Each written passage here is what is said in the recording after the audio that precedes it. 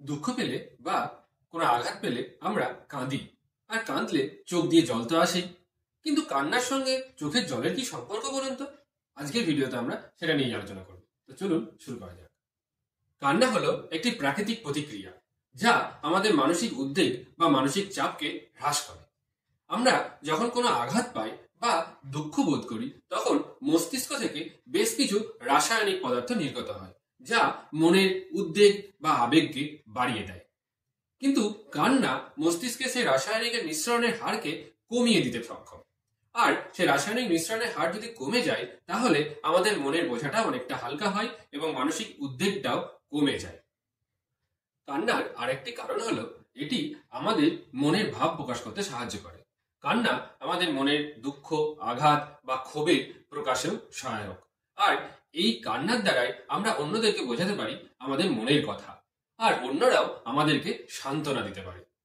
কিন্তু এখন প্রশ্ন হলো, এই কান্নার সময় চোখে জল পড়ে কেন? এর চোখে জল পড়ার সঙ্গে কান্নার কি সম্পর্ক? চোখের জলে থাকে জল, লবণ, প্রোটিন এবং অন্যান্য কিছু রাসায়নিক। দুঃখ বা আঘাতের সময় মস্তিষ্কে নিঃসৃত রাসায়নিকগুলি চোখের জলের নিঃসরণকে উদ্দীপিত করে। এই রাসায়নিকগুলি চোখের জলের প্রবাহকে বাড়িয়ে দেয় এবং চোখ থেকে জল বেরিয়ে আসে। কান্নার সাথে চোখের জল বার হওয়ার মধ্যে সম্পর্কটি একটি জটিল প্রক্রিয়া।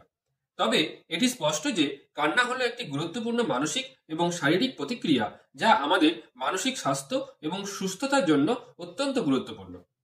কান্নার বেশ কিছু উপকারিতাও আছে, যেমন মানসিক চাপ থেকে মুক্তি দেয়, মানসিক স্বাস্থ্যকে উন্নত করে, অন্যদের সাথে যোগাযোগের সুযোগ করে দেয়, শারীরিক স্বাস্থ্যের জন্য উপকারী।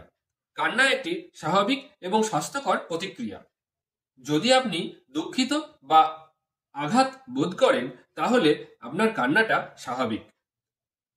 চোখের জল বের হওয়ার কারণ আমাদের চোখের ল্যাক্রাইমাল গ্রন্থি।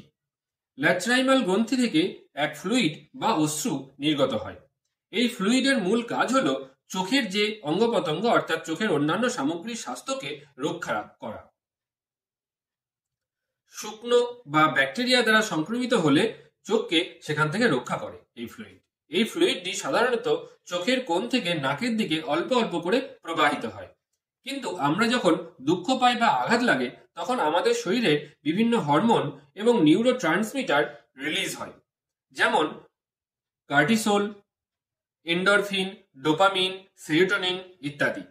এই রাসায়নিক পদার্থগুলি আমাদের মনোভাব, আবেগ এবং ব্যবহারের উপর প্রভাব ফেলে। এছাড়াও এই রাসায়নিক পদার্থগুলি আমাদের চোখের ল্যাক্রাইমাল গ্রন্থির কাজকর্মতেও প্রভাব ফেলে, যা অশ্রু নির্গমনের মাত্রাকে কয়েক গুণ বাড়িয়ে দেয় বা গুণমানকে পরিবর্তন করতে পারে। ফলে আমাদের চোখের কোণে অতিরিক্ত অশ্রু সঞ্চিত হয় এবং চোখের পাতা দিয়ে বাইরে তা ঝরে পড়ে। এই অশ্রুগুলি আমাদের চোখের অঙ্গগুলিকে শুদ্ধ করে এবং আমাদের মনের অবস্থার সাথে সমন্বয় সাধনেও সাহায্য করে। কান্নাতে যে চোখের জল বের হয় তার উৎস চোখের পাতায় থাকা ল্যাক্রিমাল গ্ল্যান্ড। আমরা যখন আবেগপ্রবণ হয় সে আনন্দেই হয় আর দুঃখেই হয়, মস্তিষ্কের উপর চাপ পড়ে। মস্তিষ্ক খুব জটিল জায়গা।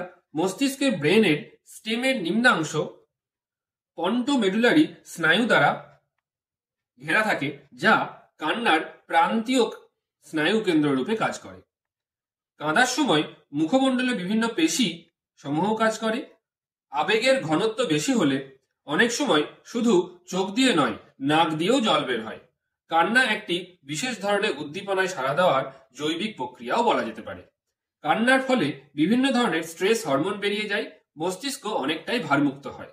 অনেকে অতিরিক্ত দুঃখ বা আঘাত পেলে অনেক সময় কাঁদতে পারে না, না কেঁদে পাথর হয়ে থাকে। এটা কিন্তু এক ধরনের মানসিক সমস্যা। সোজা কথায় কান্না হলো মনের রেচন ক্রিয়া। এরকম ভিডিও আরো পেতে এখনই চ্যানেলটি সাবস্ক্রাইব করুন, আর ভিডিওটি ভালো লাগলে লাইক ও শেয়ার করা অনুরোধ রইল। ভিডিওটি দেখার জন্য ধন্যবাদ।